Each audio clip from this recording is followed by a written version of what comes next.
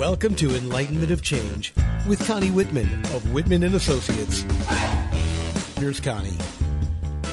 Welcome to Enlightenment of Change on webtalkradio.net. I'm your host, Connie Whitman. You know that I'm happy that you're joining us this week.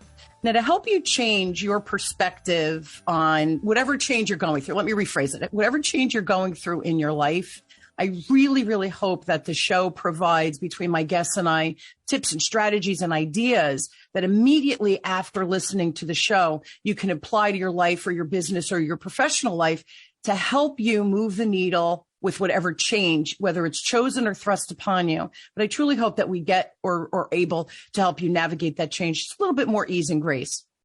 Now, my motivational quote to get us into the vibe of our conversation today, the motivational quote is by Jane Goodall, and she says, "What you do makes a difference, and you have to decide what kind of difference you want to make." Now, as each new year rolls around, I sit back and I reflect on what is this new year going to bring? What skills do I need to continue to develop? And what are actually my goals for the year? Now, as I age, you all know I'm still 39, right? Probably for the 39th time. I realize how many blind spots I have and how much I still actually get excited about learning every day. Now, this quote really hit a chord with me because I truly live my life from the perspective of showing up and adding value and making a difference to the world around me, right? Who's ever in my orbit. Now, can you imagine if we all approached life from a place of giving and growing? Holy smokes, what magic would happen out there? Well, of course, today I have an amazing expert and a friend. His name is Eric Allen Eaton. Now, Eric is a hardworking, honest, determined, and self-motivated individual. Eric wants to leave the world in a better situation than he found and enjoys seeing friends and families rewarded for their hard work. He has over 15 years of branch and operational banking experience and 2 decades of stage and voice acting experience. And I'm not going to say he's SAG-AFTRA. Eric, I don't know what that means. Eligible. I'm assuming that's something with stage. So please help me welcome my good friend Eric to the show. So Eric, thanks for being on. Hey, friend. Good to see you again. So I miss you. I missed you too, but it sounds like we'll see each other in New Orleans coming up. Yay. So that'll be a good time. Yeah, so SAG-AFTRA is the Screen Actors Guild, and they merged with the American Federation of Television, Radio, blah, blah, blah, blah. Okay. So, yeah, cool. So when we were on the bus, Eric and I actually met at a conference down in Dallas in 2022. And 2023, the conference is New Orleans. So Mark better hire me back, or not hire me back, but bring me back to speak. But Eric, we were on the bus and a bunch of people were singing. Yeah, that was my fault. So we generally we used to do karaoke a lot, and we went all over town looking for a karaoke place and couldn't find one. But fortunately in New Orleans, we know right where they are. So, well, I can't wait to hear you sing. That'll be fun. Always good to see you, kiddo. All right. So first question for you. What is your driving motivation, every day? You're a husband, right? You're a dad, right? You have kids. I have kids. Yeah. Yeah. Not a husband, but I am a dad. Okay. So dad, you have obligations at work, right? You're always growing within your career. So what makes you show up and wake up every day motivated? Yeah. Someone taught me a long time ago that positivity is a choice. And, with everything going on, I live in Jackson, Mississippi, or nearabouts Jackson, Mississippi, and there's never anything positive that comes out of the national news about Jackson. But I wake up every morning and realize that I'm blessed to be able to have a job and have family that loves me and friends that support me. And I just get up in the morning and I say, it's going to be a great day. And coming into that mindset helps me uncover the little things that make the day great. You mentioned blind spots earlier. That's so important to realize that we labor with blind spots in every area of our lives. So you wake up in the morning, you have to be a conscious choice to just be a positive person. And I teach my children, make at least one person's day every day. And you can say you've done a good job. It's funny, as you were saying that you teach your kids. When I was a little kid growing up, I remember my mom and dad would say, just learn one new thing today and it makes it a great day, because you're expanding your mind, right? You're expanding your capabilities, Sure. But you have to choose to learn and be kind, of course, but learn to choose to learn something new every day. And it's just funny. what we say to our kids, especially if they're good habits, and then now as an adult, I learned something new. Do you know that habit is still with me? I start my day reading 20 minutes every day, reading an article or something about something I'm curious about, or something I think, oh, I should know about that AI intelligence for my business, or, oh, I really like the numerology for my own personal growth, or whatever it might be, right? The gamut of interest, but choosing. And I think, Eric, people forget you have a choice every day. So you can choose to wake up and have a miserable day. And guess what? You become what you think, and you have a crappy day. You choose to have a good day, and usually you'll have a good day. Things go wrong. Life is life. But I think if you start in a positive place, it can impact the trajectory of the day and the effort that's put out. So I love that. I think, and it's a choice. Yeah, it is. I saw a slogan one time that says, in a world where you can choose to be anything, choose to be kind. I think that's good. I love that. And that's a great, I think our world needs a little bit of kindness. We're very, very quick to judge and comment on what people are doing. And it's funny when I train, and, people are very candid with me, and they're seeking feedback. So I always preface it by saying, any feedback I give, there's never any judgment. It's always coming from a place of love, care, and respect. But I'm going to be honest with you, right? I'm not going to lie to you and give you what you want to hear, because that's not how we grow. Just know it's coming from love, care, and respect. And I think that's why people come to me for advice, or they listen to me, because they know there's never any judgment. Who am I to judge you, right? I'm not perfect. Close. Eric, I'm close. Yeah, very close. So bad. That's really impressive. What, the limited time, how perfect I am? No, you're 39 years old. That's pretty good to be that close to perfect. You're so bad. Next question. How long have you realized that you truly are a faithful person, and that you kind of live your life from that perspective, which is a healthy perspective, in my opinion? Yeah, so I come from a family of faith, and mom and dad both are faithful, spiritual folks. And, growing up in the South, it's, we're the Bible Belt. If we're in the Bible Belt, Mississippi is the buckle, and one of the big old buckle. But we take it for granted that just because you go to a church or a synagogue or a mosque, that you just automatically are a spiritual person. And there's an extra level that people have to go through to really make that connection. And I was a young child when I made that connection. I remember sitting in church one day, and it was a Catholic church time.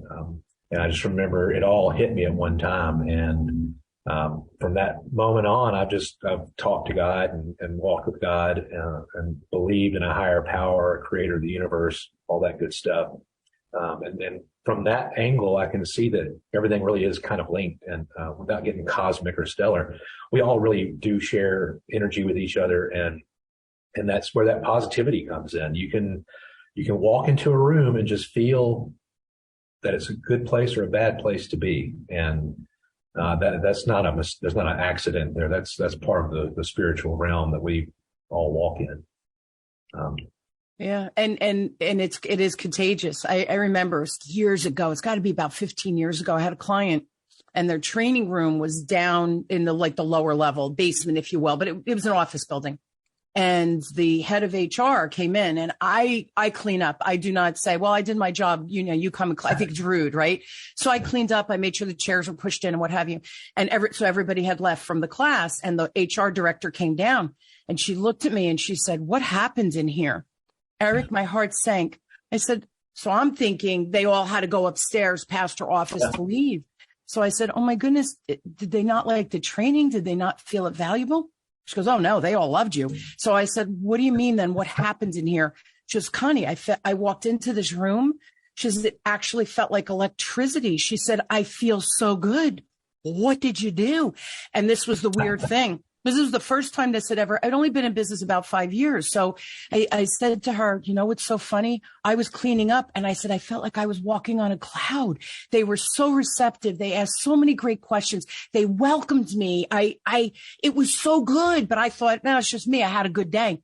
She goes, no, I could feel the energy left behind. And that was my first time that someone verbally, like I have felt it, but someone verbally felt it that wasn't even in the room all day. So that's kind of what we're talking about, is that connectivity that if you're open to it, I think you feel it in a deeper way than if you're like, oh, this is all hooey and woo woo, right? But we really are all connected. We're all brothers and sisters. Yeah, we are. And one of the things that you know very well is when you're a presenter in front of a big group of people, like we'll just say the Bank Trainers Conference, you get a presenter's high. I mean, it's just a big, once you nail that session and everybody's just like writing things down and asking questions and the vibe is on, that's awesome. It feels good, but it also, again, I think you and I are similar with this. I don't just want to get up and speak and preach. I want engagement. I want them asking questions. I want them thinking, wait, what did you just say? I never thought about that, right? It's that curiosity, that trigger to say, how can I challenge myself and extend myself more? And again, I love speaking. I love speaking, and it's fun. It's a great energy exchange, and it's a high. It's like a natural high, which is a good thing. It is. Yeah, natural high, since we drug test. We got to be careful. All right, next question. Who has been, would you say, as you reflect back, who's been your biggest role model in life? You know, it's probably cliche, but my father and my mother, they're both great people. But, you know, my dad was always there, is always here. He's still always around. He is a great father, grandfather. He's a great in-law. I mean, he just has been a brother to his sisters and son to his parents. He takes care of everybody. He was one of our scoutmasters in our Boy Scout troop. But he stayed on long after my brother and I left. Like he was basically dad to a whole lot of folks. People always call him, you know, Mr. Eaton. If they say Mr. Eaton, he goes, that's my dad. You can call me Emmett is his name. So he's just kind of the classic cool guy. You know, there's not a shred of toxic masculinity, since that's a big word everybody throws around today. And but we know what that is. That's just someone who's a jerk. You know, it doesn't have to be a man or a woman. It's just toxic people. He's just, there's not an ounce of toxic in that guy. And it's just like, you wake up every morning and it's a choice. And he's kind of the one that taught me that, not verbally, but just the way he, you know, he shows up. He taught us one day, don't be the guy that, or I'm going to mess this up. He's going to hear this and laugh at me, but it's, be the guy that's standing there ready to give the man a hammer. Don't make him ask for it. So, and I've always tried to use that to see how I can help out, see how you can be there. Here at Bank Plus, I always tell my folks, learn or look for ways to be the plus, you know, be the plus in Bank Plus. So. And it's funny because I think when you're proactive and not reactive, not that, I mean, sometimes you have to react. There's a fire, react, right? But what your father, that's saying, right? It's about just knowing, anticipating how you could potentially help that person. And here's the other thing I've learned. And this is one of my, I think, biggest challenges in life. I don't like to ask for help. I think that asking for help is a sign of weakness. I'm working on that within myself. Because here's the reality. We can't do it alone. We can't, right? So by somebody proactively helping me, I become so appreciative because I think, how did they know that? Like, that was amazing. And it's the goodness, right? And then, of course, I'm appreciative, and that makes them feel good because giving is so much better than getting, for sure. So I love that he taught you that. Now, do you think he learned that from your grandma and grandpa, like from your grandparents? He learned a lot from my grandparents. My late grandfather was pretty tough. He was, you know, a Navy man, military school kind of guy. He was a dentist here in Jackson for forever. But he was a brilliant man. And so I think what was neat to see is that my dad didn't stand in his shadow. He made his own shadow or his own area. I think my father's grandparents had a lot of influence on him, specifically my great grandfather. We call him Pappy, but his nickname was Jazz Baby Luckett, and he was a football player at Mississippi State in the years 1919 to 1923. He was World War I veteran, and he was just a really cool dude. I have the blessings of meeting him for a few years of my life, and then he passed away in the 80s. But yeah, Pappy Luckett was a cool dude, and I can definitely see that he had a big impact on my father. They're both in that same, kind of a area that when my dad's gone one day, I think people look back and say that was a cool guy. And that's the legacy, right? We think about finance. You're a banker, right? So we think money, we see money. We're here to help people save for those rainy days and for the future and legacy. So I think when we use the word legacy, it's often financial. To me, that is the legacy. Like you're talking about your great grandfather, right? On a podcast, which doesn't even have that technology, and just honoring him and thinking about him and keeping his memory alive. Like, wow, that's a legacy. And that you can actually connect how he impacted your dad, who's impacted you, how your dad is impacting your kids. That's the legacy, right, of family and that connectivity and all of those things. It's wonderful. It's 1919. It's like, wait, what? We're well into the 100 years past that. It's freaking crazy. But what a beautiful story. And again, legacy that, people, I think we get so hung up on the material and the day-to-day stuff that we forget that when we teach from the soul or we teach from love, the ripple effect is magic, right? We can really become magic. Do you have any must-do goals in your life? Yes. One thing that I have been working on is to travel more. And I know that's, people, hey, I just want to travel. I want to go to Las Vegas or whatever. I like to travel internationally because this world is much bigger than we think it is. I know we always say it's a small world, but it really is not. It's huge. And there's something out there for everybody to go and see. So one of my goals last year was to start traveling more, and I've actually done that a lot more than I thought I would. I was in England back in October. I took a little solo trip over there. Right after I saw you in Dallas, I got on a plane about a week or two later and flew to England and did some family research up there, and went to our ancestral home. The Eatons all come from a place called Chester in England, which is just south of Liverpool on the Welsh border. And it's a gorgeous, I want everybody to look up Chester, England, and see how amazing that city is. And big shout out if anybody's listening from Chester. But the Eaton name is all over that town. I saw where some of my relatives were buried. I had some relatives that were priests and bishops in the cathedral there. They're buried in the cathedral. And the Eaton name is pretty strong in that area. It's Cheshire County in England. And walked into Wales just to say I'd been to Wales. But so I've got some more travel plan coming up. I've wanted to do, there's an Episcopal mission trip to Uganda that has needed to happen for a while, but it keeps getting pushed off because of either COVID or things like that over the last few years. Also would like to go to the Holy Land. I'm considering doing a week-long mission in Palestine at an Episcopal church in Ramallah. Most people, when they go to the Holy Land, they do the scripted tour. They go to Tel Aviv, Jerusalem. They don't ever go through Palestine. But, I like to go where I'm needed, and our brothers and sisters in Palestine need us just as much as our brothers and sisters up the road in Yazoo City need us. So that's one of my goals, not necessarily next year, but one of these days. And here's the thing, by you going to these other cultures, think about, we just learned something about their culture, and how can you bring that back, potentially something you learned that could help people here right within your own community. But if we stay so narrow-minded, and I don't mean that in a bad way, because I haven't really traveled in my life either. And that's so funny. It's on my vision board for 2023.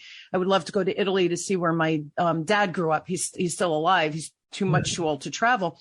But you want to know, like, where are my roots really from, right? Obviously, you have your family and those heritage and the different traditions.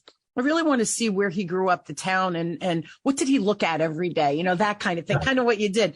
But I also think it enriches us, like the human in us, that you just see from a different lens when you go to these old countries, because the United States, I mean, we're really only a couple of 100 years old. These countries are, several hundred years old. So the history and the perspective, I think, is vastly different than what we have here in the United States. So I love that. I think that's a great goal, because I also think you'll learn from that experience and somehow translate that into inspiring someone else or helping someone else with their own journey, whatever that means to them. So I love that. It's not a selfish endeavor. It's, curiosity, exploration, right? And how can I, again, the ripple effect, how can I share this and inspire others or enrich their life in some way? I think that's fabulous. So, part of me is my dad and the other part's my mom. That's where I get my hard-headed stubbornness from, is my mom. She's a Lebanese woman. And so, that side of the world, my brother's actually been to Beirut and saw some family stuff over there. But yeah, it's neat to be able to pinpoint, where your culture comes from. And I know, unfortunately, with the way life has happened over the years and decades and, the scourge of slavery, a lot of people don't know where they come from specifically, but it is a blessing to be able to find just a thread and start pulling at it. And once you do, you'll start finding other threads. And my thing is just go and be there. You'll never, like I was saying earlier, there's a spiritual mysticism that moves people one way or the other. When I was in Chester, I found where some of my relatives were buried. I walked into another room and just kind of had this weird vibe, and it was an old side chapel at the cathedral there.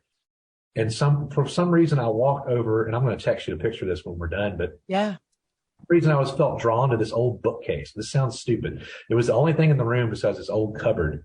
And on the bookcase was a brass plaque that was donated. It said that it was donated to the cathedral by the wife of one of my relatives. The name Eaton was on this plaque, and I didn't even know that existed.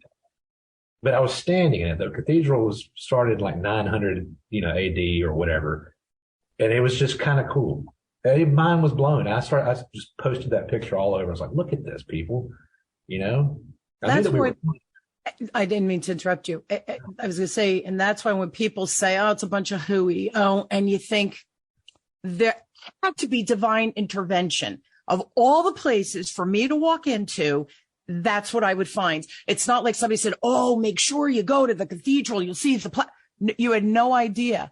You can't tell me that, they say, oh, it's a coincidence. I don't believe in that. I truly believe in divine intervention, and you need it. Look you posted it. You were moved by it. It's that little piece of your past that they were doing good back then. So think about that, the thread that you mentioned of goodness and integrity and honesty and inspiration and giving back and community. You're living what was hundreds of years ago. That's cool. That's very cool. And it was neat to be able to stand in those areas and say, this is where we're from. I mean, the air around here smells good. The grass is beautiful. The water is clear and beautiful. And, the streets were from 75 AD. It was an old Roman town. I mean, there's no telling how many people passed through there that met relatives or worked with relatives, or, even people that I'm friends with here, maybe our relatives crossed paths hundreds of years ago. You never know. You really, really never know. It's fascinating. Like the whole genetic thing, so fascinating. Like that's another conversation for another day. But that's just really cool because we started with your grandfather impacted, and you remember your great grandfather, but how he impacted your dad, how that's impacted you. And I guarantee how it's impacting your kids. And now you go that thread even further back, and you see that inspiration, that honor that they have lived. And now you're living it today in the, 2020, 2023. It's just so cool. I just love all this stuff. All right. Tell me, do you think you're an introvert or an extrovert?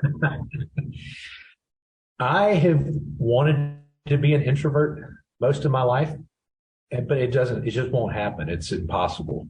I don't even try to be an extrovert. And I know that some people, you can learn to be an extrovert. Mm-hmm. I need to learn how to be more of an introvert in some areas of life. I don't need to always have a comment ready for something. And I certainly don't need to always go to a party when I'm invited. I just need to learn to say, hey, you know what? I'm going to sit this one out. It's not that I feel like I have to be the center of attention. I just enjoy it when people are having a good time. And that could be around the coffee, pot in the break room. I'm drawn to people having a good time and just want to celebrate and laugh. And, you know, I always tell people if I weren't laughing, I'd be crying because there's just so much to be sad about out in the world. But, yeah, I'm definitely an extrovert. I feel like there's just too much energy inside to just let it sit and be wasteful. So in fact, once we're done, it's a little too quiet out in that branch lobby. I'm going to have to go and stir them up on a Friday afternoon. You're going to go out and start singing. Yep. I tell you, and it's funny because, you know, the cocktail hour at the conference, I was drawn to you and a couple of other people. And we had a colleague that she was talking to everybody. And she's like, you're still standing here talking to Eric? And I'm like, we're having fun and I want to get to know him. And, you know, we're talking about my show and we're talking about topics. And like, there was so much energy and good feeling. It was like, I'll meet other people too, right? I know how to network, but why do we see? That's the other thing too in business, Eric, right? Oh, you should be networking. Okay. Right. I am networking with Eric and I'm not a networker that it's like, let's get 100 cards and I met everybody in the room. To me, that is a waste of time. I truly want to network. I like to dig deeper and build relationships and then connect with those people longer term. Like I'm excited. I'll get to see you in New Orleans again. And we're doing the show today. And, you know, there's that, to me, that's the power of networking. It's really getting to know people that matter in your life and that I can learn from. And hopefully we can inspire each other and energy exchange, all those things that we're talking about. So yeah, it's funny. I'm laughing at that because I too try to be more introverted in that I've really trained myself to try to sit back and listen to people because I think we take turns talking at each other as humans and we're never really digging deeper with whoever the other person is that we're speaking with. When I observe, I feel like we're having all these superficial conversations, which are nice and cordial and all of those things, but it doesn't allow us to be, I think, real with people when we're in this very superficial kind of broad stroke position. I don't know. What do you think? That's how I feel anyway. I agree with that. I've never really liked networking events. I enjoy, you know, cocktail hours are great. You don't have to have alcohol to be social, obviously, but no. I agree with you. I think that people need to learn to be more intentional with their networking. And, you know, when I go fishing, I'd rather catch a few good sized fish than just a whole bunch of small fish that you're going to have to throw back anyway. And so I think there are people out there. And if you're listening and you're one of these people, it's not a crime, but there are some people out there that just like to collect as many business cards as they think, and then they'll throw them away and say, I'm not going to call that person. But, you know, I'm like you. I'd rather spend 3 or 4 good growth conversations with people that we definitely are going to be intentional about staying connected like you and I have. You know, Honey Shelton, I think you may have met Honey Shelton. She's another person that I've stayed in contact with since I met her. Well, I met her at the New Orleans conference 10, 15, however many years ago that was. So Honey is considered a friend and a, you know, mentor and all that kind of stuff. And people like that, if you're very intentional about your networking, I think you end up being more enriched with the result. And it matters. It matters to others. And I think it matters to us. I'll just use an example. You know, Mark, who runs, you know, he was one of the ones who kind of runs that particular conference. I had never met him before. We're chatting and, you know, he's a dad. I'm a mom. We were talking about our kids and what are the kids doing and how old's your son? And his son was starting a business. And so immediately I'm like, oh, Mark, make sure you connect us after the conference. Let me see how I can help him. I have such a huge network from, you know, business people, marketing, whatever it is that maybe he needs. I'm certainly happy to meet and share people I trust, because that's the other thing, right? Your network, my network. If I refer, that's my reputation. So I have vetted these people. I know not only are they really good at whatever their zone of genius is or what they bring to the table, but they're fairly priced and they're heart-centered and all those things that I think matter from a human standpoint. So when I refer, and that's why people laugh, they go, oh, I got the business. And I'm like, well, yeah, of course you did. I referred you. So the person that you're being referred to trusts me already. That element of trust is carried over. So these are the things, these are how you build deeper relationship versus I'm going to talk to everybody at this conference or at this networking event. Being intentional. I agree with you. That's a great word. Matters. It matters. And it enriches your life, but it enriches the other's life. And then there's, again, that ripple effect. How are we affecting others? Like Eric in our show today, who have we inspired? If we've inspired one person, amen, we've done our job, right? So I think that's the perspective that you and I both come from, which is kind of cool. Yeah, totally agree. And that's one of those things that we were drawn, the energy was just there. There's several people at that conference specifically that just have that energy, and it's a good quality to have in a trainer or a presenter, is just to have that energy, because you set the tone of the room. Like you're in that HR room, you set the juice or the energy in that room, and it's a powerful thing. It's unfortunate too. I think too many division heads, executives, business owners, right? The ego wins, and the numbers, we manage numbers instead of remembering, especially in sales. I mean, right? It's all about what are the numbers? We have to go back to the board, and all of that is really, really important. I'm not minimizing that, because we're in business to make money and make a profit for, right, the board of directors, shareholders, et cetera. But at the end of the day, you can't get it done unless you're doing it through and with your people. And I think we forget that. And, I've never been to your bank specifically, but the banks that I deal with, some of them, like, you walk in and you think, wow, this is a dynamic team. They are rock and rolling. Their customers are part of the dance that's going on in the energy exchange. It's a beautiful thing. And then other times you walk in and you think, who died, man? Like, this is depressing. You feel it though. You can't tell me that the leader isn't, you said it, right? You're good. When we're done, you're going to go, it's too quiet in there. I'm going to the lunchroom and telling people, come on, let's dance a little bit, put music on, whatever. You impact how people show up for the customer, which, oh, by the way, affects the bottom line, which, oh, by the way, is good for the shareholders. But it's got to start with your people and their ability, their ability. But also we want to motivate them and build their confidence to do bigger and better every day. And you can't do that by saying, what are your numbers today? Behaviors drive numbers. I feel like I'm a broken record when I say that, but it's exactly what you're describing, that, when we're done here, I need to go give a little pep in the step of my peeps, because that's going to affect the customer interaction as well. Right.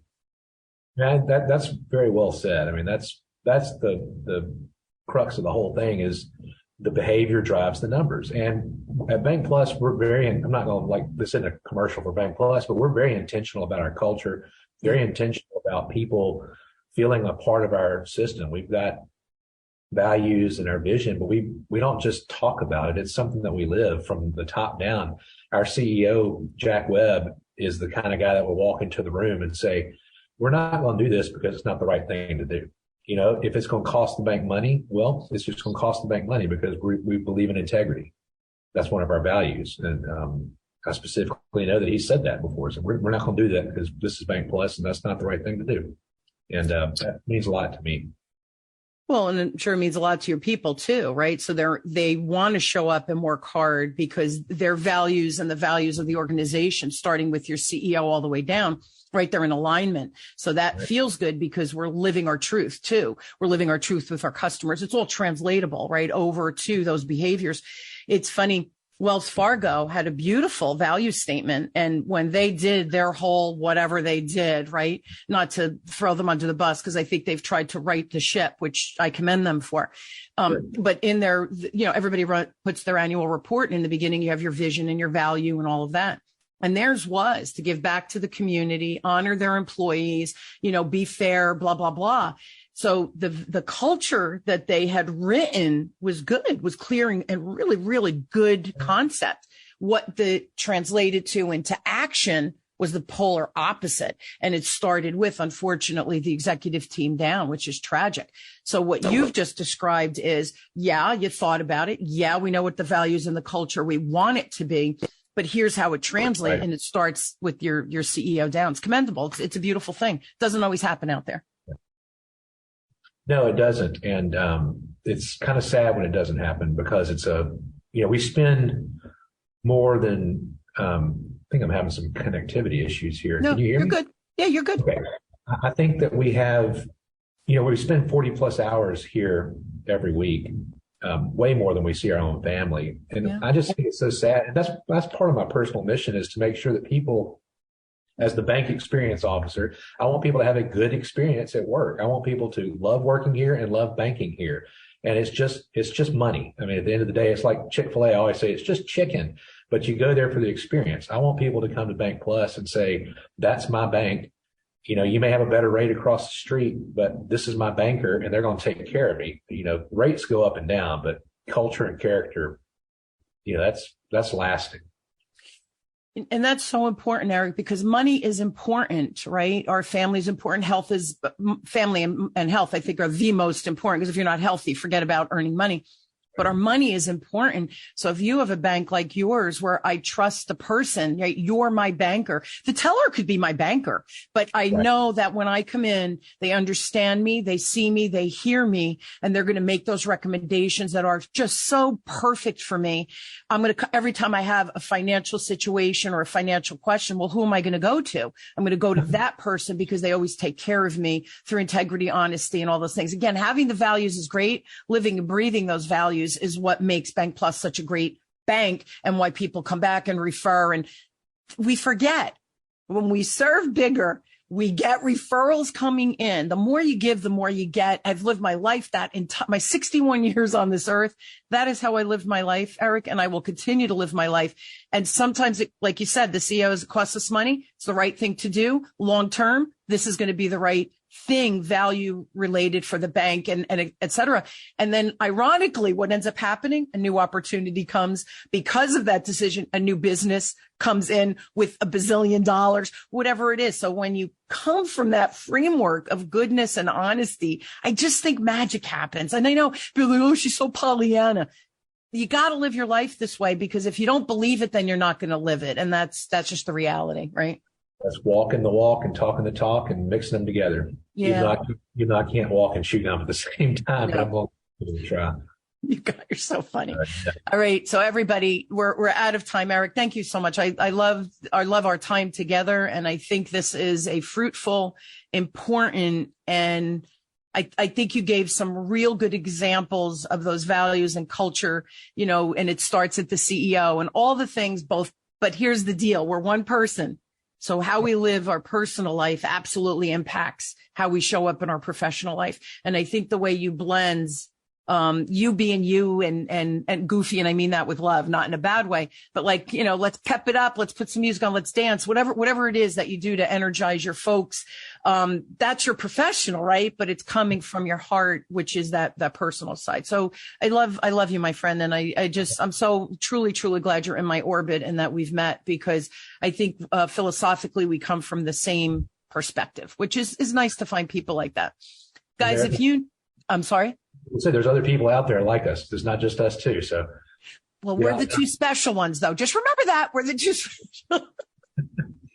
I'm teasing. So everyone, I think if you're looking to build a culture, this is Eric's job at his job. Just reach out to him. It's Eaton Reb at gmail.com. Email him, ask him questions, and he could give you some ideas and strategies beyond what we talked about. But I do think it's important that you have these conversations with people who are already doing it, but doing it well on top of just doing it. And your organization is thriving, not just surviving right in this economic downturn. So again, if you have questions, Eaton Reb at gmail.com. I will also put Eric's LinkedIn link in the show notes so that you guys could connect with him on that. If you don't want to email him, but you'd like to follow him, see what the bank is doing, please connect with him on LinkedIn as well. He's an amazing guy. Eric, any last words before we say goodbye? Well, just go out there and be inspired. You know, being a believing Christian, I will say this, that Jesus didn't do it by himself. He had some friends that helped him, and look at what they accomplished spreading it around the world. So start small, but don't keep it small. Yeah, that's right. We can magnify what we do out there. I love it. Beautiful. Thank you so much. So thank you again, Eric, and thank you all for joining me. And I hope you will join me weekly as we question, build, and discover together, no matter what change you're going through. I truly hope my guests and I, our conversations, us being silly sometimes, and the tips and strategies that we share, I hope that you take them to heart and try to implement them in your life. Eric just said it. One little thing, just try one little new thing, see how it feels, and see what the trajectory of your life can change. Here's the deal. Information's a beautiful thing. You do nothing with it. It's simply information. Once we start applying it and really use it within our life and business, magic starts happening on the back end. And that's my hope for you. Thank you again, Eric. And thank you all for joining me on Enlightenment of Change with me, your host, Connie Whitman on webtalkradio.net. I will see you all next week. Like Eric said, have an inspired week. Do something different. Do something that feels good. And report back. Let us know how it went. Have a great one, everybody. Thanks for tuning in.